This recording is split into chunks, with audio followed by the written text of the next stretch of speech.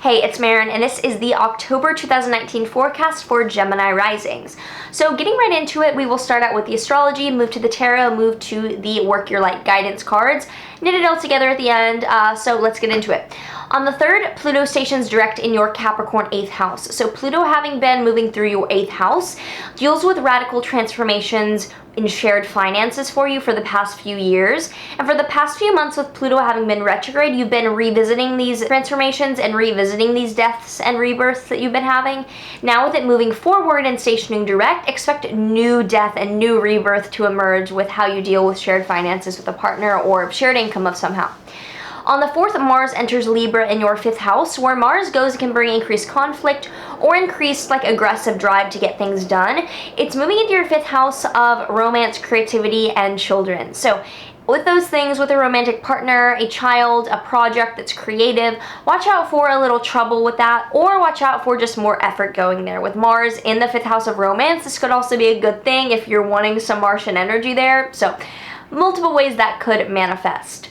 On the 7th, the Sun in Libra will square Saturn and Capricorn between your 5th and 8th house, and this is igniting a paradigm that's happening for you this month regarding needing to re-examine the way that you're operating with shared finances in order to have more fun, basically. You're wanting to have more enjoyable experiences, so how does your relationship with the money that you share need to change?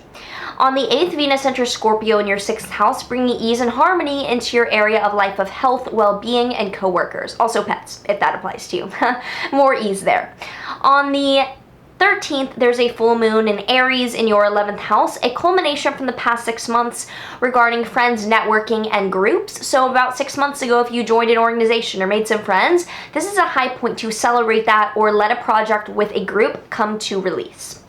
On the 14th, the Sun in Libra will then square Pluto and Capricorn, again asking for transformation with how you deal with shared finances or some type of situation with money you share to better allow you to either have more fun, pursue romantic, child interests, or art projects. Either of those things. The 5th house deals with fun, what's enjoyable. So those things are now taking the priority and you're having to re-examine your finances as a result.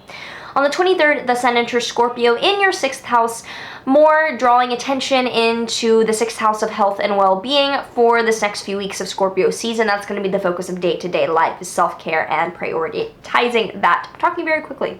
Gemini, you can handle it. On the 27th, Mars in Libra squares Saturn and Capricorn between your 5th and 8th houses. You're really wanting to go after something fun, either a romantic partner or something with a child. You might be going for a child and realizing that you need to reestablish a monetary basis for that. That could be what's happening for you. And you're really realizing that things do need to change financially for that. On the 27th, there's also a new moon in your Scorpio 6th house, a new beginning for the next 6 months regarding health, well-being, coworkers, or pets. Plant seeds for the next half of the year for that area of your life. It will be opposite Uranus and Taurus in your 12th house, so watch out for someone behind your back doing something unexpected around this time. Also watch out for something unexpected regarding spirituality, or yoga suddenly becomes something that's relevant for you. Could be something there. So with that being said, let's pull a tarot card. We have the Chariot, and the Chariot actually has to do with the sign of Cancer, because taking care of your physical vessel and making sure that your chariot is strong and sturdy then allows you to have that emotional, experiential world perfected. So this makes total sense with what's going on. Prioritize your health and well-being. Then you can have the fun. Then you can think about the finances when you're, doing really well yourself. Not that you're not. I don't see that coming up, but it's just time to prioritize your chariot, your physical vessel. Now let's pull a Work Your Light card, see what guidance is coming up through this oracle deck, my favorite. We have Imrama. What are you being called to journey to? I've never pulled this card. Let's see what the book says about Imrama. What are you being called to journey to? Because I've never pulled that card before. I have no Gemini energy in my chart though, so I'm not surprised that this would randomly come out here. So this has to do with taking the journey of the soul towards what excites us. And I think that's what you're doing here. You're seeing how money needs to be reallocated for you to follow your bliss.